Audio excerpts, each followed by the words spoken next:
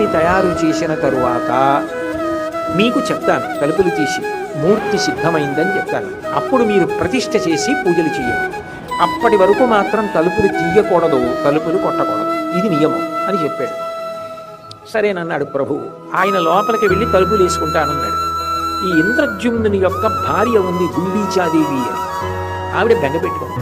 ఆయన చూస్తే వృద్ధ బ్రాహ్మణుడు, ఆయన చూస్తే నాకేమీ వద్దు, ఓ పండొద్దు, కాయొద్దు, అన్నం వద్దు, ఏమీ వద్దు, నేను భగవన్మూర్తిని తయారు చేస్తాను, మీరు బెంగపెట్టుకోవద్దు నా క్షేమం గురించి, తలుపులు వేసేసి ఉంచండి. పూర్తిగా చక్రం అయిపోయిన తర్వాత నేనే తలుపులు తీస్తానంటున్నాడు. కానీ ఆయనకి ఏమైనా అయితే ఒక బ్రాహ్మణ హత్యా దోషం మనకొస్తుంది. అందుకని ఆయన ఎప్పటికి బయటకు వస్తాడో అప్పటి వరకు ఉంటాడని ఏమి నమ్మకం అని ఆవిడ బెంగపెట్టుకుంది. ఆవిడ ప్రేమ ఆవిడది. ఒక రోజు అయిపోయింది, 2 రోజులు అయిపోయింది, 3 రోజులు అయిపోయింది, 10 రోజులు అయిపోయింది, ఏమీ బ్రాహ్మణుడి అలికిడి లేదు, జాడ లేదు, తలుపులు కొట్టడం లేదు, తీయడం లేదు, అయిందన్న మాట లేదు.